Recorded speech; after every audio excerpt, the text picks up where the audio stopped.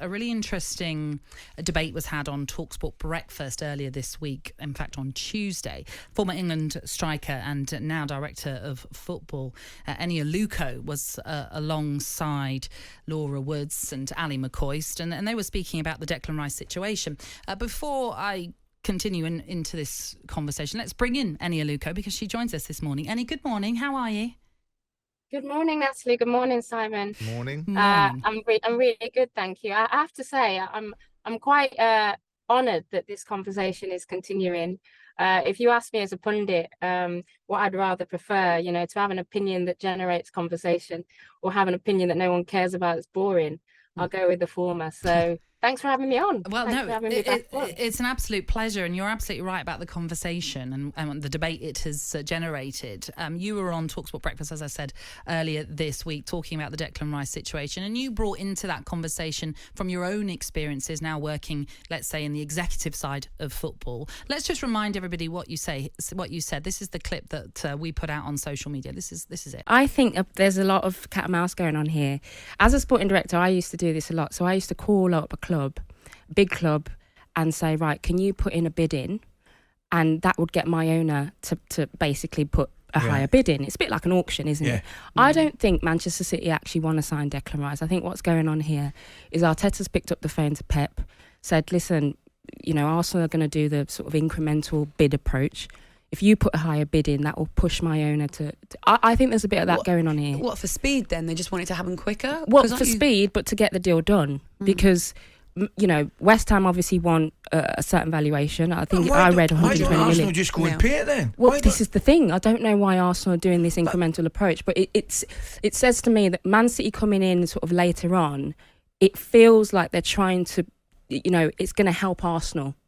Because the fans are going to get on it now and say, hold on a second, Declan Rice, if you let Declan Rice go to Man City when he was our number one target, that says a lot about Arsenal. So I think there's a bit of that going on. I used to do it all the time, and it used to work. Yeah. So that's what you said earlier this week then, Eni, and it certainly raised eyebrows, and as you said before, it generated plenty of debate. What did you make of the reaction to it?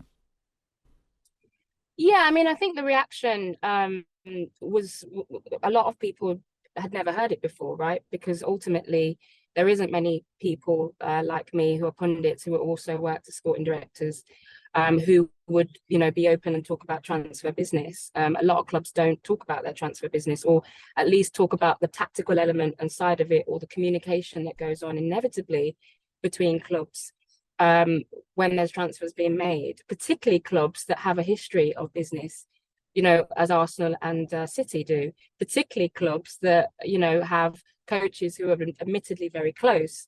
So I think there was raised eyebrows purely because people had never heard it before. But also, I'm talking about personal experience, and I'm talking about the tactics that often help you when you are in a bidding war with a competitor. It always helped me. I can only speak from personal experience. It always helped me to know how far my competitor was willing to go to get a player that I really wanted.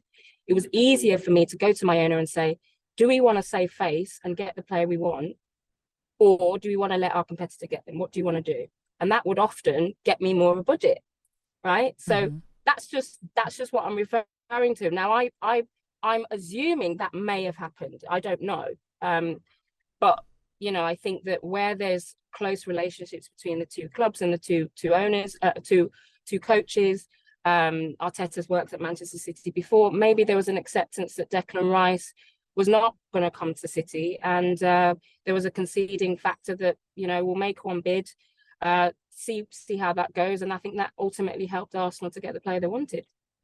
What would you say to those people, Eni, that would say, come on, working women's football is very different to men's football, and these kind of deals that we're talking about, in particular with Declan Rice, would be an extraordinary sum of money. That why would Manchester City want to help out a rival that last season was fighting for the title? Well, I think in terms of in reference to your point around women's football and men's football, yes, of course, the amounts of money are different, right? But ultimately, my bosses were the same bosses that worked in the men's game. So my boss at Aston Villa was Christian Perslow. My bosses in America were billionaire owners who who always dealt with a lot of money, as the same amount of money that's dealt with in the Premier League. So the tactical strategies and the tactics that you take in terms of negotiations aren't that different, because we're talking about elite footballers. We're talking about what you have to do to get the elite footballers you want, knowing that your competitors want them too. So that's the first point. It's not that different. The amounts are different, but actually the people that are making these financial decisions are the same now in women's football. In terms of whether Pep would help Arteta, again, I don't know. I'm assuming that, these two communicate at least. And I think that Pep's in a position of strength. He's just won the treble. He may have already known that Declan Rice doesn't want to come to City. And the fact that they've only made one bid and not pushed to make another bid, and the day after they made the first bid, then pulled out of the race, says to me they didn't want Declan Rice as much as Arsenal did.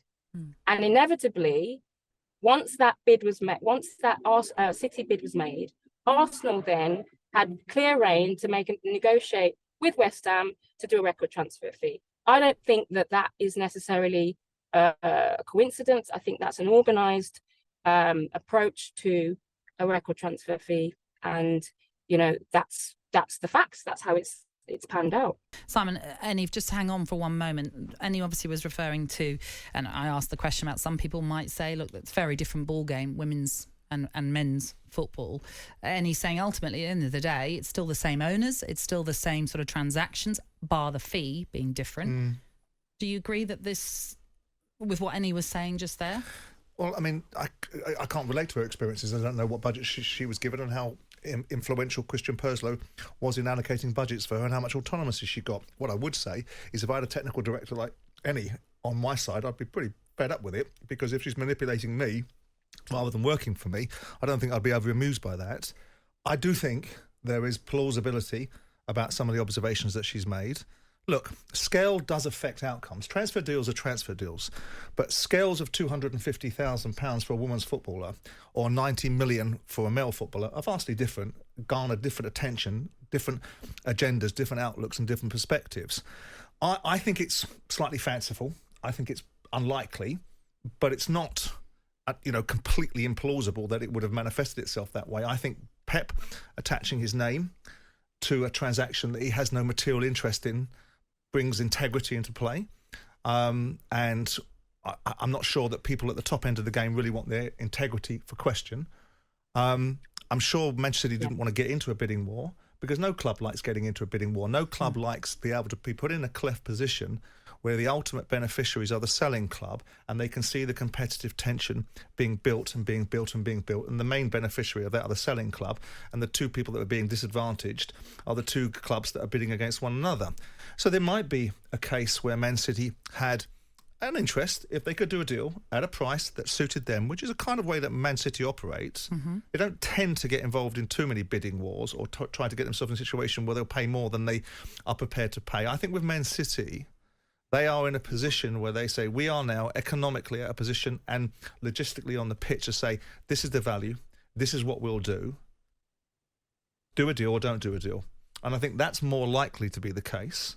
I think there's an element of coincidence and timing, but I can't rule out, and I also can't discredit. I don't agree with her, I don't agree with Eni, but I didn't like the vitriol and contempt and disdain, because she's relating it to her experiences, and they're relative. And that's what we should say here, Eni, is you have, even today, you've kept saying, I don't know if this has happened, but this is just your thought process. But it's all suggestive, and from my perspective, Simon, I get what you're saying in terms of the manipulation, and that's my fault in terms of not articulating it in the right way. It's not necessarily manipulation, because ultimately my owner would have known that I'm in for that player, and I would have had a budget that would have been lower than what the market is currently dictating for that player. Now you go back and have a conversation and say, look, the competitor is going to bid, and we're going to have to go higher here. So there's no manipulation; it's all open communication. But ultimately, it benefits me. Yeah, but what you're saying, with respect, what you're saying is you've placed a phone call into your rival, or you've manufactured a situation with a rival to create an outcome. it's not manufacturing, it's communication, Simon. So I'm saying to my Well, it my is. You're getting rival, somebody to bid for are something. You're getting somebody to bid for something that you don't want them to, that doesn't really want to buy it, to engineer a commercial outcome for you. That's precisely what it is, Eni. Call it what it is. No, I don't that's dispute not the what fact that it is. might happen in very rare instances, and I never saw it in many, many transfer deals that I did, and I was very close to transfer deals. And when you're throwing somebody £250,000, with due respect, there's less focus on that transaction than when you're spending £90 million. So people will be very focused on it. Owner, chief executive, they'll want to understand, as I've said in previous parts of this discussion when you haven't been on the line, the two biggest commodities in football are gossip and finances. And with them becomes a lot of invested interest. So I don't think you guys as technical directors at that quantum just get a free-for-all and your own hand to go and negotiate and engineer situations, because what you have said is that it would be likely that a situation has manifested itself where a situation has been engineered for Man City to bid to produce an outcome for Arsenal to get the player they want. That's manipulation by its very definition. Well, I think what I'm referring to, and again, if I've not articulated it in that way, and that's the way it's been perceived, that's my fault. But ultimately, what I'm talking about is communication. I had communication with clubs about the level they were going to bid anyway on these players, and that helped me then go back and say, right, we're going to have to decide what we're going to do. So those clubs were going to bid anyway. They're all legitimate, genuine bids. But that makes no sense, Eni. It makes no sense in the commercial reality of the hard world. If I'm your competitor, the last thing I'm going to do is give you any indication of what I'm prepared to do to get a deal done. I'm going to tell you precisely the counter-polar opposite of what I'm prepared to do.